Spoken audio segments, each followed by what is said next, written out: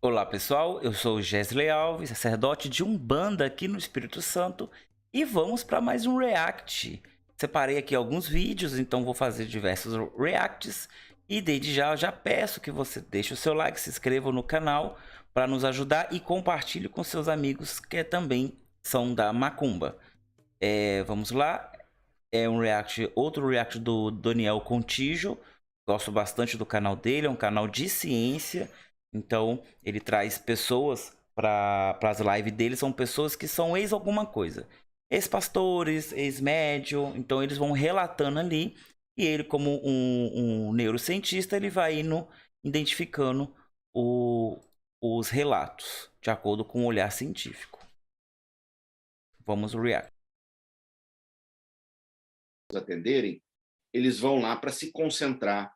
Então, tem rezas, tem concentração. Primeiro, a médium que firma o trabalho recebe o espírito dela. E aí ela faz uma série de rituais com incenso. Então, tem uma ritualística que acontece que prepara o transe. Tá? E esses médiums iam para frente desse altar se concentrar. Então, era uma concentração que você fechava os olhos, você botava a mão no rosto, entoava alguns cantos, algumas rezas, e eventualmente tinha o saravá, tinha o bum, que é quando acontecia o processo. Mas, cara, eu no começo, eu nunca tinha feito isso, eu nunca tinha frequentado o centro espírita. Você sabe que a pessoa tá indo para um terreiro bom quando ela fala os termos corretos, né? Popular que a gente escuta, né? Congá, firmar a gira, firmar o ponto. São coisas que não se escuta mais, mas quem ouvia antigamente sabia o que significava. E quando a gente escuta hoje em dia, a gente sabe que se trata de um local autêntico. E a ritualística que está escrevendo aí é muito autêntico de terreiro tradicional. Então, ele tá falando sobre a Umbanda em si. Se não me engano, ele é um ex-médio. Eu assisti o podcast inteiro dele, a live inteira. É uma live muito boa. Aconselho você assistir do começo ao fim. E assim, ele não fala de forma nenhuma mal da Umbanda, ao contrário. Então eu ficava lá parado, lá na frente, lá vendo aquele povo ali, e falando, meu Deus do céu, será que isso vai acontecer comigo? E, e aí, de vez em quando, vinha a cabocla assim, supostamente já incorporada na média, e falava, ô meu filho, você tem que concentrar, meu filho, fecha os olhos aí, concentra, sempre um linguajar simples, né, de cabocla, como se fosse, você concentra, você... E aí eu ficava meio sem jeito, meio assim, vai que acontece alguma coisa, nesse troço de vai que acontece, vamos lá. É bom lembrar que um pouco tempo antes, eu acho, eu tinha ido no Santo Daime, de novo, para experimentar. Falei, experimentar esse troço. Experimentar é a melhor coisa que tem na espiritualidade. A religiosidade não permite que você experimente, porque quando você cai dentro de uma religião fanática, a primeira coisa que ela quer é te colocar um cabresco. Você não pode mais provar de nada, porque tudo é pecado, tudo é proibido, tudo é karma, tudo é algo que você não pode. Então, a espiritualidade, ela permite você experimentar. Isso é muito bom. E a Umbanda, ela é um laboratório. Porque nós temos diversas etnias se manifestando ali, diversas culturas se manifestando, temos diversos línguas, costumes, pensamentos se manifestando a todo momento. E a todo momento você está experimentando um ponto de vista diferente. E quando você vai para o Daime, por exemplo, ou até mesmo para uma tribo indígena que faz o uso da ayahuasca, você começa também a ter uma experiência muito autêntica, porque você está acostumado a experimentar coisas. Mas quando você vai com aquele pensamento que tudo é pecado, tudo é karma, tudo é kosher, tudo é ruim, aí você não consegue ter uma boa experiência.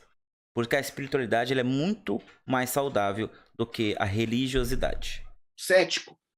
Já tinha tomado Santo Daime, levei uma peia lá, fiquei loucaço lá, nunca mais voltei. Sério, velho. Eu tenho curiosidade, mas eu tenho um pouco de medo. Eu sou um pouco cagão com essas coisas alucinógenas, Eu assim. tinha medo, mas eu estava lendo Aldous Huxley na época, A Porta da Percepção, Céu e Inferno. Huxley fez esse experimento com LSD, ele fez o experimento Zero. controlado. E eu queria fazer a mesma coisa, tanto que no dia eu levei uma caderneta. E eu queria levar um estudante de comunicação social para me filmar, e eles não deixaram, porque eu queria fazer um experimento à medida que eu ia tomando a ayahuasca. O Né? laboratório, Então, né? assim, eu estava na busca, entende? Só que era uma busca cética. Então, lá na Umbanda também... Agora, o que é importante dizer, Daniel?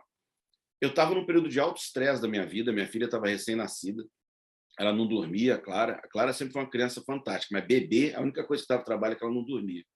Eu estava num período de alto estresse, e eu estava num período em que eu queria muito fazer algo de caridade.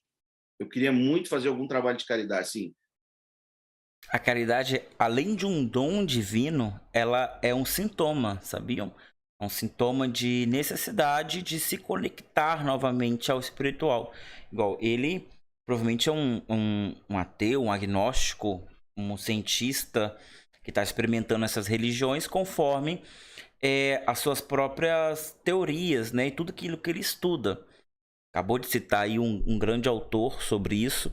Então, quando essa pessoa ela tem a necessidade real de experimentar o que é espiritual, se alimentar do que é espiritual, a primeira coisa que se manifesta é a caridade. É aquele olhar de empatia, aquele olhar de amor, de carinho pelo outro, de adotar a dor do outro para poder senti-la e tentar ajudar de alguma forma. Isso é um sintoma. Aí quando você se entrega a isso, aí a caridade passa a se tornar um dom espiritual. Até porque no consentimento da Umbanda, você não consegue amar ninguém a não ser com intervenção divina, porque nós somos seres odiosos. Passa a juntarmos em grupo para ver o quanto nós não nos damos bem. Então, naturalmente, nós não somos bons. Mas na Umbanda, na religião, com a intervenção divina, espiritual, nós conseguimos despertar esse dom para poder ajudar o ser humano. Porque esse negócio de amar o próximo não é conosco. Somos realistas, nós somos seres humanos, e é muito mais fácil entrarmos em guerra do que entrarmos em paz. Podia ser instituição de crianças com câncer. Eu estava com um rolê que eu queria fazer algum trabalho de caridade. E aquele momento eu falei, bom, aqui, cara, eles não cobram nada de ninguém, eles ajudam pessoas que são simples. Eu estava com um certo asco do espiritismo também, porque kardecista, porque tinha uma coisa que eu sempre achei meio metida, assim, do tipo, não, na verdade, o espírito de Victor Hugo, grande escritor, veio aqui e nos esclareceu. Eu acho isso meio pedante, tá ligado? Então, às vezes, a pessoa, não, aqui. E tá vendo como não é só eu que falo essas paradas? O kardecismo é muito blá blá blá, blá blá blá, mimimi. E afasta aquela coisa, afastar o povo, afasta o popular da gente, porque eles são a elite, eles são a elite do mundo, a elite do espiritual. Eu não sei da onde eles tiram tanto espírito evoluído assim para incorporar tanto médio analfabeto, mas acontece. Mas que eles têm um rei na barriga, tem sim. E essa questão do cobrar, isso é muito interessante. E realmente, o dinheiro, dentro de certas religiões, cria-se uma barreira tremenda para quem quer realmente fazer a caridade. Não que o dinheiro seja o vilão, mas a pessoa que manipula o dinheiro, né? Por exemplo, nós vemos a própria igreja evangélica fazendo isso. Você tem as igrejas comuns, dos pastores comuns, que pregam o que pregam, mas também temos os bispos, né? Os grandes missionários universalistas da Igreja de Cristo que prega só dinheiro. Então isso afasta muita gente de Cristo por causa dessa lavagem de dinheiro que é feita nas igrejas universais, Mundial de Deus, a igreja do R.R. Soares e tudo mais. São coisas que afastam as pessoas. Agora, se a Umbanda fosse assim também, com certeza as pessoas também se afastariam e esse cara não teria a experiência que ele teve na Umbanda. Infelizmente, isso também acontece no Candomblé. Atualmente, o Candomblé está se tornando uma religião de elite. Da senzala, ela está se tornando uma religião de elite. O tamanho é a quantidade de dinheiro que se exige para se tornar um iniciado no Candomblé. Isso é completamente errado, errôneo. Não é religião. Isso não é religião. Na nossa casa, apóstolo Pedro se apresenta aqui para nós, nossa casa. Eu debati com um médium recentemente, não sei se você acompanhou essa história aí, eu e o Nicolas Neuromágico fomos ao Planeta Podcast e discutimos com o Eduardo Sabag, que é um médium que tem certa popularidade hoje, tem canal aqui, tem Instagram, o cara tá grande. E ele disse que o mentor dele é o Santíssimo Pedro, o apóstolo Pois Pedro. então, Então, assim, não estou também aqui querendo criticar nem nada, né? Ele tem direito de acreditar nisso, mas é curioso isso, que normalmente são mentores, espíritos muito, né, pomposos, pessoas... Escritores, grandes escritores, né? É porque o espiritismo kardecista ele tem essa coisa vitoriana, assim, de não, a Darwin se apresentou entre nós aqui e disse que, ó, nós, seres pequenos, que não sabemos, presos às amarras da carne. Tem uma coisa que eu sempre achei muito pedante, assim, no espiritismo kardecista, europeu, É um saco. vitoriano, e que eu achava maneiro na Umbanda. Porque ia motorista de ônibus, ia o pessoal do povo, todo mundo vai rico, vai pobre, entrava milionário. Eu olhei aquilo socialmente, eu achei aquilo interessante. Falei, cara, isso aqui é um lugar legal para eu fazer o meu ato de caridade, né? E por que eu te falei do estresse? Que agora a gente começa a entrar num campo que é o campo, para mim, mais delicado, misterioso, que é o fato de que, à medida em que eu comecei a fazer essa espécie de concentração ali na frente, em algum momento aconteceu alguma coisa. Em algum momento acontece alguma coisa onde eu, de fato, começo a me encurvar, Olha que interessante isso aí. Muito interessante. começo a falar como se fosse um preto velho, ou seja, falar aquele linguajar. Ô, meu filho, Xuxê que vai ficar aqui, Xuxê vai ficar sentado, Xuxê vai que... Isso é aqui, Xuxê. E aí acabou com a fala, aconteceu. O aval do guia-chefe, né? Isso tá faltando. Bota um banquinho para ele, senta do lado, porque aconteceu.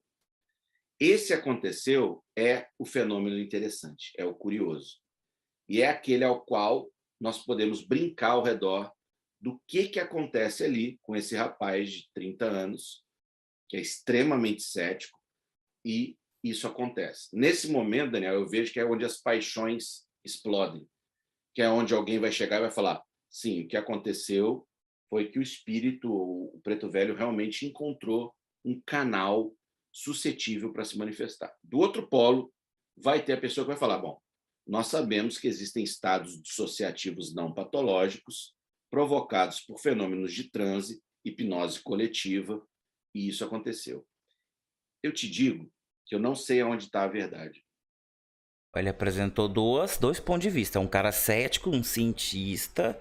Ele tá no laboratório de Umbanda e ele tá apresentando as duas formas de visão da coisa.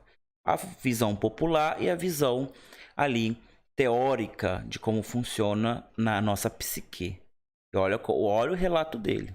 Talvez ela esteja até num caminho intermediário dessas duas coisas. Talvez ela esteja aqui, realmente tem alguma coisa misteriosa que a gente não entende, mas ela também pode estar aqui. Ela também pode estar nesses vários mecanismos psicológicos que favorecem esse estado dissociativo não patológico, né? E até hoje eu não sei, porque eu nunca perdi a consciência durante esses estados. Eu nunca O que que você fiquei... sentia, Thiago? Fala um pouquinho mais, assim, como é que você ficava ali? Você se via Então, fora do... Isso aí é muito interessante, porque você não precisa estar 100% certo. Você não precisa ser 100% religioso, 100% espiritualizado. Dentro da espiritualidade, há espaço para ciência, sim. Porque tudo é ciência, tudo é explicável, tudo. Existem coisas que ainda não está sob nossa compreensão, mas um dia estará. Então há espaço sim. O problema é quando você leva a fantasia para dentro da espiritualidade, ao ponto de que não cabe mais o olhar científico, analítico da coisa, e também quando essa fantasia também vai para a ciência. E a ciência não se permite olhar com outros olhos além dos fatos, além da teoria. Porque a teoria ela é limitada, a visão atual. Ela pode, daqui a 10, 20, 100 anos, ter uma resposta para tudo que acontece agora. Então, de ambos os lados, não pode haver limitação de visão e de compreensão. A espiritualidade olha para a ciência e compreende, a ciência olha para a espiritualidade e também há compreensão ali. E você, no fim, se torna o meio termo de razão, emoção, razão e fé, razão e cérebro e intelecto espiritual. E funciona. A Umbanda ela permite isso.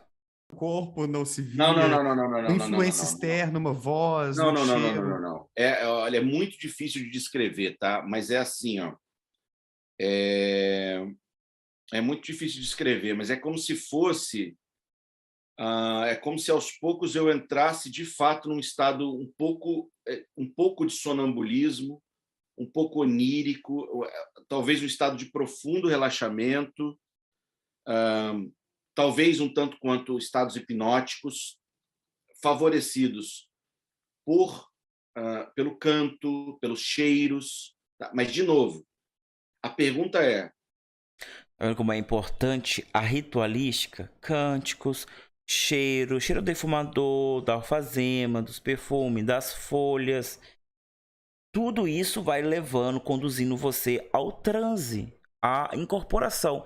Então, você manter a ritualística de Umbanda é manter os mesmos fenômenos por gerações e gerações. Então, quando eu repito o mesmo ritual que o meu tataravô repetia, fazia em senzala, em mata, na rua e tudo mais, para invocar os mesmos ancestrais, e eu, depois de 300 anos, 200 anos, continuo a repetir esses mesmos rituais com os mesmos cheiros, com as mesmas comidas, que são as oferendas, com as mesmo tipo de vela, luminária, vestimenta, eu estou chamando nitidamente a mesma energia que ele 200 anos atrás. Então, é até uma forma atemporal de parar o tempo. Assim, eu estou parando o tempo ali, eu consigo me mover por um período de tempo naquela evocação ancestral. Se eu estou chamando os meus ancestrais, então eu estou indo ao passado por causa disso. Então tudo é memória, tudo é afetivo e tudo te conduz ao transe para no final manifestar as mesmas entidades. É por isso que eu também sou muito resistente à mudança da ritualística. Porque quando você muda a ritualística, você mudou tudo. Porque o perfume da Umbanda é o alfazema. Quando eu mudo para musk, que é um perfume super barato, popular também, eu estou mudando o contexto dali. A pessoa que está acostumada ao sentir o alfazema e lembrar da Umbanda, ela não tem essa mesma memória afetiva com o perfume musk. Entendeu? Então, quando a gente muda, a gente altera a fórmula. Aí também tem que assumir as consequências do que se faz. Que depois fala, mas eu faço X coisa e as coisas não acontecem. Tá, mas você mexeu na fórmula. Se você mexeu na fórmula do bolo, não queira o mesmo resultado do que a receita original. O estado hipnótico gera o fenômeno ou o estado hipnótico facilita com que o fenômeno sobrenatural aconteça? Eu não sei a resposta. De novo, o estado hipnótico, ele excreta a experiência de eu falar como um preto velho e me sentir como um preto velho.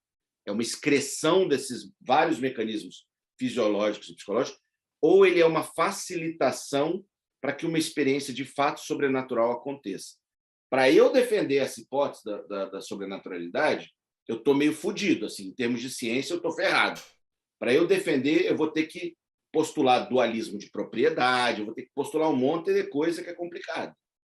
Mas eu não posso dizer que não é isso aqui, em última instância. Agora, afirmar diretamente que é isso aqui também é um outro erro, que é o que o religioso vai fazer, de modo geral. Não, erro eu digo do ponto de vista da ciência, né? Do ponto de vista da ciência. Sim, de não termos evidências, né? Assim, como demonstrar, como provar que não é uma criação do cérebro da pessoa, né? Então é uma atitude de fé, né, Tiago? Exatamente. Agora, a gente sabe, isso é sabido, que esses estados de transe, que esses estados hipnóticos podem gerar esse tipo de fenômeno. Agora, todo fenômeno desse tipo é devido a essas várias condições fisiológicas, eu não sei. Voltando à minha experiência. Mas então, uma sugestão a esses cientistas que buscam entender a incorporação dentro da Umbanda é, primeiro, que a Umbanda não usa nenhum tipo de substância para conduzir ao transe. Tudo é baseado numa ritualística. Então, vocês podem tentar estudar, mapear o cérebro no período da incorporação. Por exemplo, eu como médium mesmo, eu sinto o pulsar do meu coração muito mais forte, quase que uma parada cardíaca, e com certeza no meu cérebro ondas partes dele devem estar ativas que normalmente não estaria. E eu não consumi nenhum tipo de substância diferente, nem bebida, nem comida, para me conduzir a isso. Foi só uma ritualística, foi só o efeito do ritual sobre o médium. Então isso pode ser estudado e, claro, que um número maior de médios para ver se as mesmos espaços do cérebro se ilumina no período do transe de Umbanda. E até sugiro que faça também em referência a cada entidade. Porque cada entidade ela age de uma forma diferente que com certeza vai mexer com certas partes do cérebro que a outra não vai mexer. Isso é muito interessante e sugiro isso aos cientistas que estão estudando. Meio onírica, meio de hipnose. E aí acontece um troço estranho. Eu suava, eu começava a suar absurdamente. Então ficavam 2 pessoas ao meu lado, uma delas a Letícia, passando pano no meu rosto o tempo inteiro. Suava sem parar. Assim, uma alteração fisiológica que eu lembro era essa sensação de suar sem sentir calor. Eu não estava sentindo... Você me perguntar, você está com calor? Eu falava, não estou com calor. Mas eu sabia que estavam me enxugando. E eu me encurvava no corpo, geralmente ficava olhando para baixo, de olhos fechados, e falando com essa outra voz. Essa questão do suor é uma coisa muito interessante. Aqui também eu passo por isso e também não é sempre. Então não é sempre que acontece. Às vezes a gente está incorporado e não acontece o fenômeno de ficar suando frio, mas às vezes acontece sim.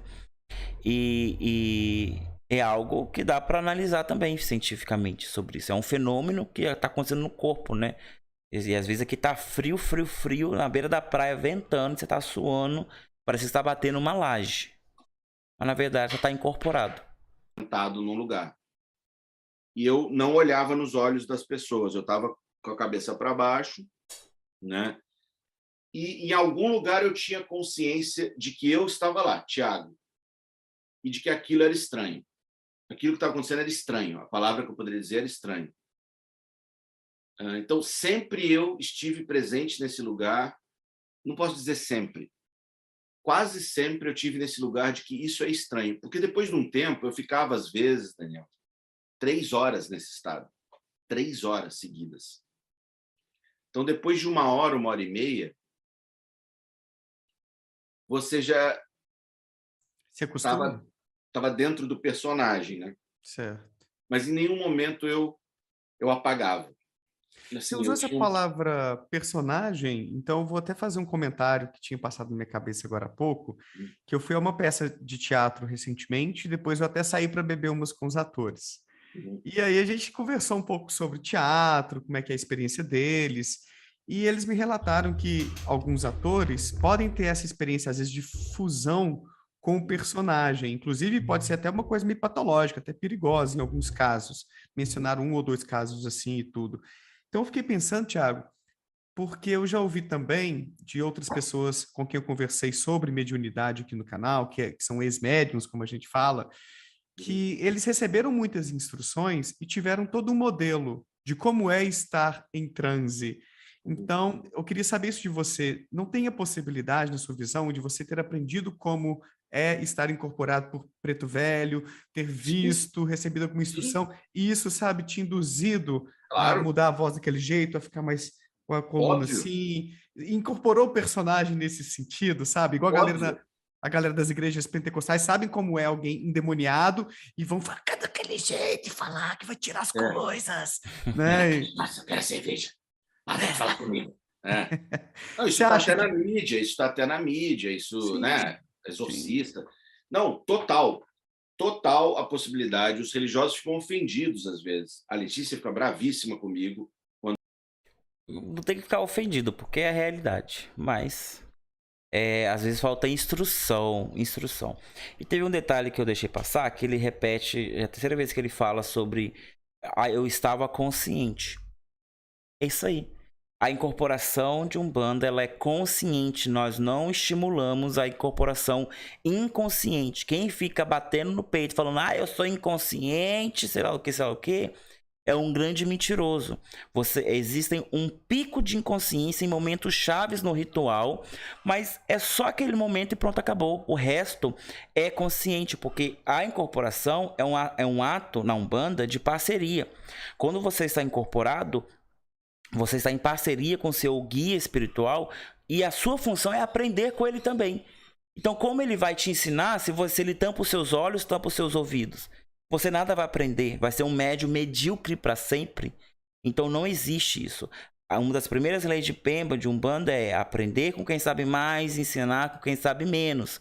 E isso também envolve a incorporação. Então a consciência, ela é necessária. Em momentos chaves haverá inconsciência, mas é apenas um pico, tipo 10 segundos, no máximo 1 minuto, e depois volta. Mas isso aí é para momentos especiais, não é para sempre.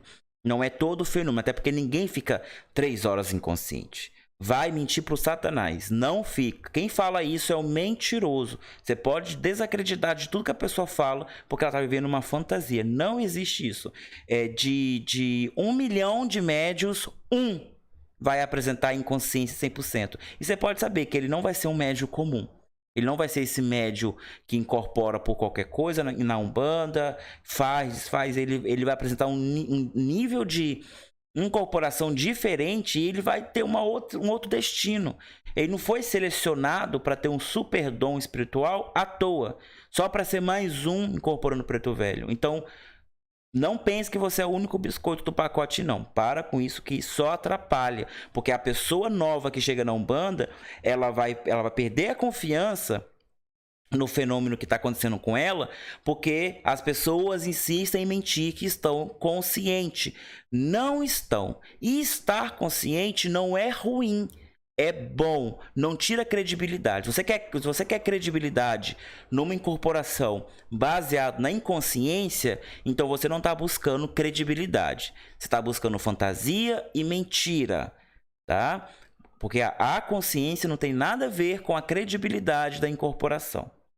Eu tento desmontar essa ideia da realidade do preto velho e do caboclo. Existe essa possibilidade, sim. Agora, talvez aí que cheguem algumas coisas interessantes, Daniel, eu acho. Não dá para descartar totalmente a outra hipótese, acho que isso é fato, e precisa manter uma certa saúde porque eu acho que o olhar da ciência é um olhar que está sempre curioso, o panorama da curiosidade, o panorama da abertura, porque senão você perde coisas sobre o fenômeno, se você fecha, né? Se você fecha. Por exemplo, eu te comentei contigo a história de que num desses atendimentos, desses supostos não, eles aconteceram, atendimentos onde supostamente havia um espírito se comunicando através de mim.